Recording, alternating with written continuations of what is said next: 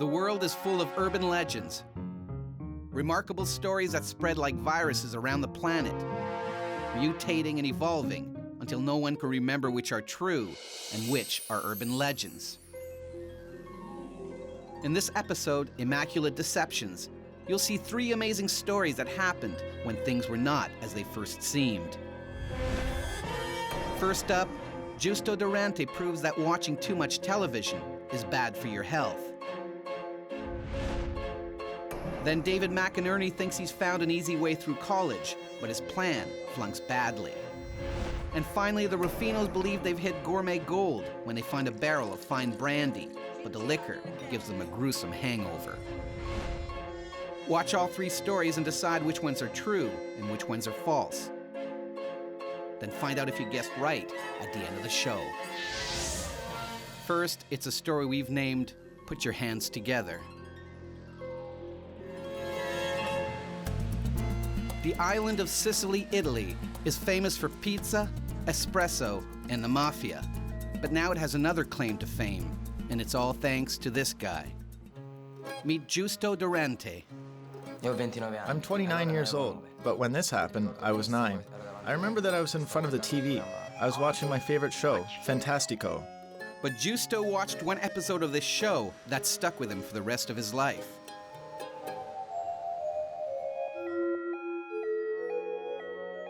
On March 19, 1988, Giusto is at the ER. His hands are locked together, raised up to his forehead. Couldn't stick them apart. We got to the hospital, and the doctors thought it was a joke. The doctor has no idea what's binding his digits and can only suggest cutting the tendons on Giusto's fingers. It was a mess, a huge mess. Stumped, the doctor calls for a psychologist. I thought this thing would never be resolved because I was completely stuck. The shrink has a shocking diagnosis. The psychologist was telling me I was possessed, that I had a devil inside me. He made me more afraid than anything. I would like to do an experiment. Just hours earlier, Giusto is watching his favorite show, Fantastico. Every Saturday at my house, we used to watch Fantastico. The studio audience? Like millions of Italians, Giusto watches famous hypnotist Giucas Casella begin his mesmerizing act. I don't make things appear and disappear. I am, let's say, a mentalist, one who can, with his mind, with the force of his will, dominate and hypnotize people. Put your hands together and place them on your forehead, like this. Your hands are locking tighter. The experiment succeeded. Many people's hands were stuck together. One of those people is Giusto. My fingers were stuck together like cement, hard in an instant. But before the hypnotist can undo his trick, Stop being so silly. Giusto's father turns off the TV. Now Giusto has no idea how to separate his hands. Giusto, what's wrong? It was like I was dreaming because I could not imagine a thing like this could really happen to me. Giusto, what's wrong? Giusto, what's wrong? What's wrong? My mom didn't really believe what was going on, so she said stop joking around. Marco, please come here. Okay. Then they saw me crying and they understood it was real. What are you doing? Just stop being so silly. There was a bit of panic, pulling this way, pulling that way. They wanted to separate my hands, but they couldn't.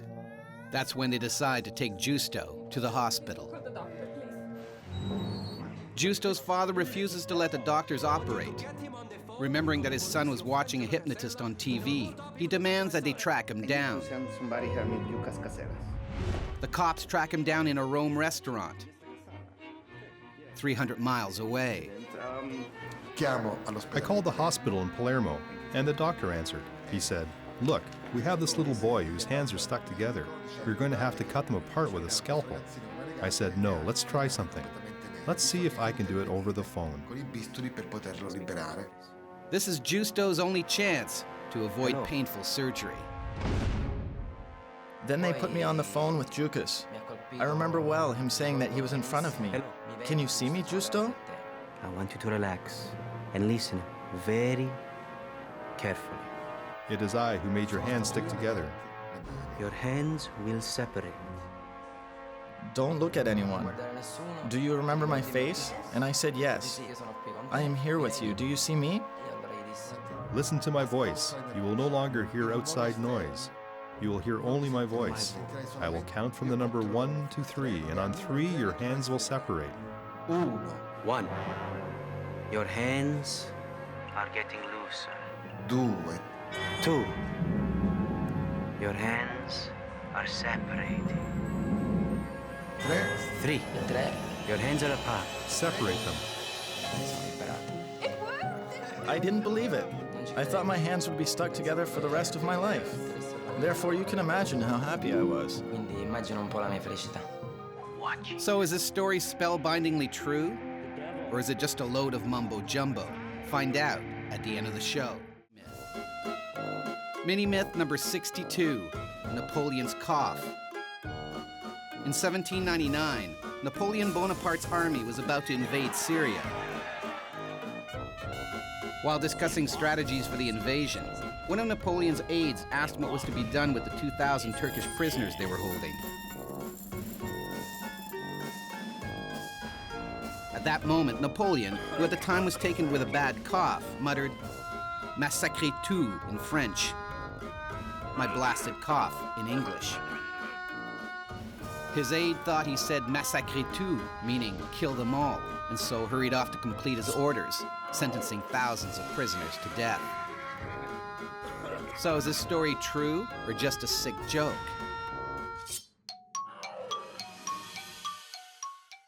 It's false. This is an old joke that was reportedly in a 1935 Ripley's Believe It or Not collection.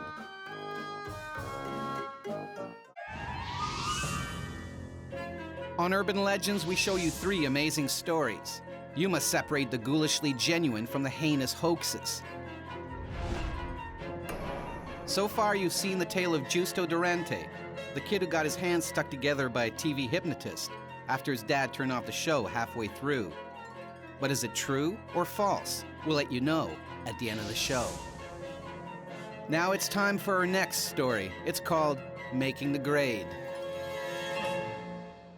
Portland, Oregon is the perfect place to turn on, tune in, and drop out. It's a haven for people who are taking time out from the rat race. Meet David McInerney. Born into money, things came easy for David, but when his laziness got the better of him, it all went horribly wrong. In October 1985, Yale freshman David is enjoying college life to the full. I come from a lot of money.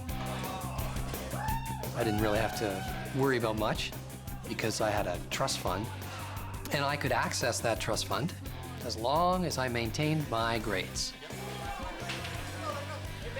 And so I was having a great time until I got my midterm grades. And they're not good.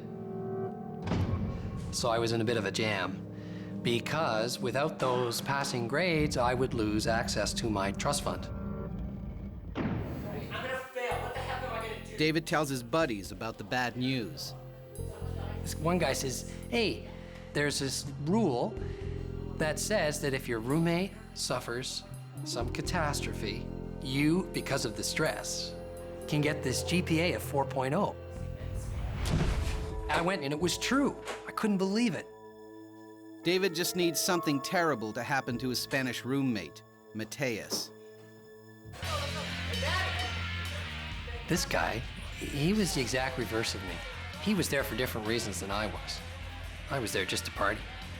Well, Mateus was very driven, very motivated, very disciplined. He was on a full scholarship. This guy was so serious, man. Work ethic. He came from a pretty modest background, certainly not banking. He never partied with us. Every time we invited him out, he didn't want to. He was always in the library. This tastes really good. You want some? No, thank Come on, one drink. No, I already have a drink. Thank you very much. This is bull. Okay, you come all this way to study and no fun? I just want one answer. Yes or no, you coming or not? No, gracias.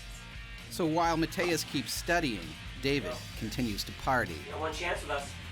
He was there because he wanted to get a degree, get a job, and then maybe set up his own business. Come on, a little money. So David will offers help him me. some startup money, and in return, Mateus would fake his own death. Here, you know, if I fail. I thought Mateus would be perfect because he could go back to Spain, set up his business. Come on, man. I need But some Mateus help. plans Come to on. finish his Yale education. Then David makes him an offer he can't refuse. $300,000. How about that? Yeah, $300,000. I'll read the check right now. And what do you say to that? Yeah? And I couldn't believe it. Guy bought it. He bought it. First, they must make the suicide seem plausible. He starts looking depressed and acting depressed, and he's a brainiac anyway, so it fits. Mateus mopes for a month, and then David prepares to fake the suicide. And then Mateus would take some of his clothes and throw them in the river because the river could be used as a place where his body could disappear and they could never recover it. Mateus finishes his suicide note, leaves everything behind, and heads back to Spain, $300,000 richer. Daddy? Time for David to play the concerned roommate. I discover the suicide note, then call the police. Everybody seems to fall for the scam, and the cops start to search. And the police went to the river and discovered some of his clothes, but of course, no body. It looks like David's plan is working flawlessly. A few weeks later, in the mail arrived my grades. Voila, 4.0 GPA. And meanwhile, Mateus had left the country with the $300,000 that I gave him. I was surprised that we got away with it. But 2 months later, disaster strikes. And then the savings and loan scandal hits. Dozens of banks go bust, like the one owned by David's family. His party days are over. And my family loses everything. And my trust fund is gone. Unable to afford his college fees, David drops out and has to work for a living. One day I'm, trying to get by, and I open up the newspaper, and I see this seminar, A Path to Wealth. And it's Mateus. I mean, he's changed his name, but it's the same guy. $300,000. Mateus had used David's cash to set up a cell phone company. Now he was a motivational speaker and a millionaire. Couldn't believe it.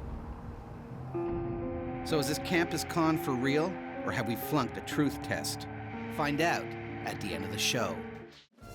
Mini-myth number 2600, electric chair.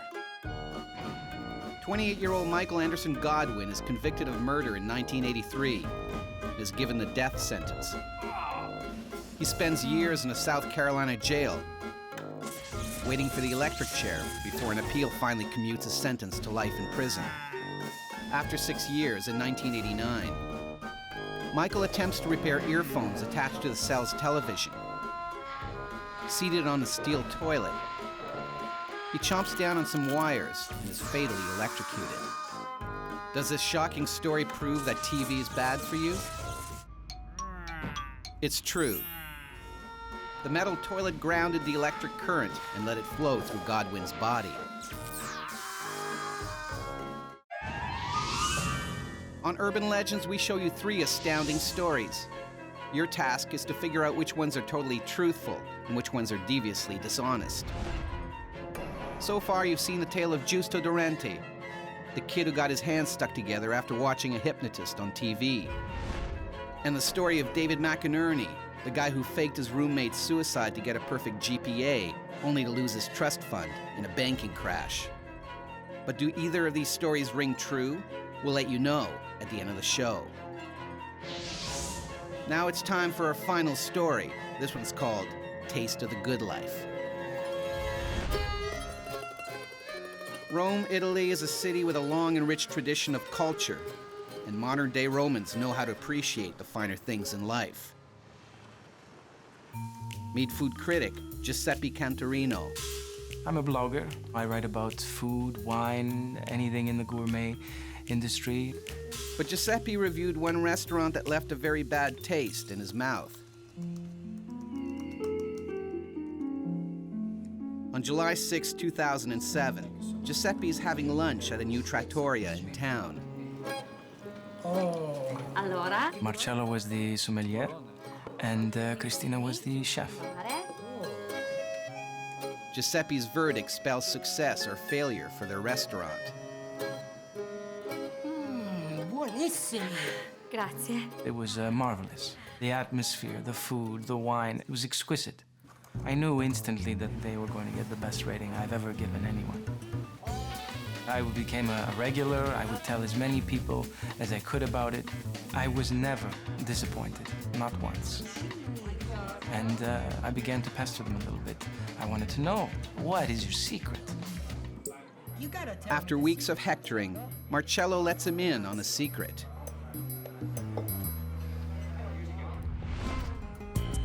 Nine months earlier, Marcello and Cristina took over an old restaurant in the heart of Rome. Down in the basement, the previous owners have left what they thought was just junk. Look at this.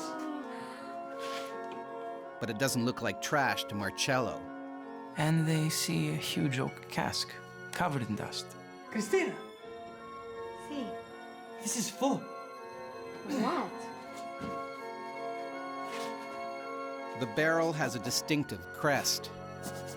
And they recognize the mark as a mark of an exquisite brandy. It's brandy.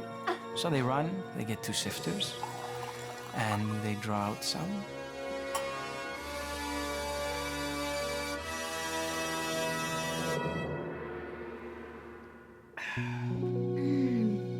Com'è buono. That's fantastic. They were so thrilled. And they knew now that they had stumbled on a treasure. They come up with a brilliant idea to make their food stand out from the crowd. Cristina adds a little drop of brandy to her signature dish, making it a mouth-watering treat. However, the plan works too well, and the constant plundering eventually drains the cask. Now, they fear their business will run dry as well. Well, I said, well, you know, this doesn't need to be a bad thing, I said. Here's an idea. Giuseppe has a plan. On the trattoria's upcoming one-year anniversary, host a party where they break up the old cask and use the pieces to flavor new barrels of brandy. Salute. Salute. Along came the night of the anniversary. Ladies and gentlemen, we want to say thank you very much. Everyone was there. The press was there, customers. Grazie a tutti. Everything was going beautifully until Marcello started to break up the cask. Marcello would live to regret opening the cask in public.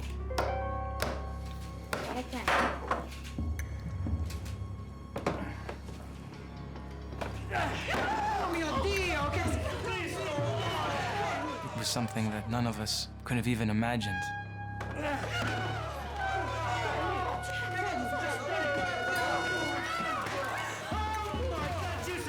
And of course, the press had a field day. It was an absolute nightmare. That was it for me. My reputation was finished. No one wanted to listen to anything I was going to say ever again about anything related to food.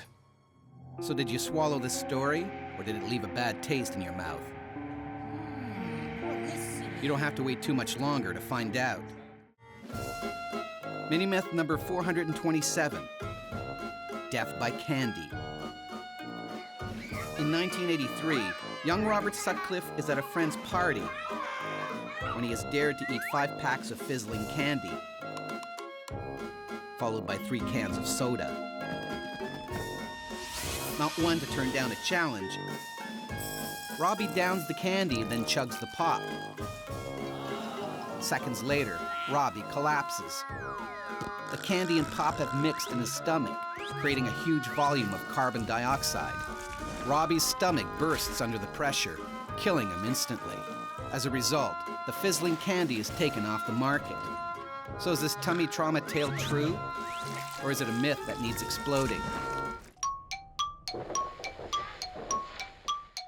It's false. Death by fizzling candy is a favorite urban legend. However, the makers of the candy in question did suspend production for 2 years in 1983.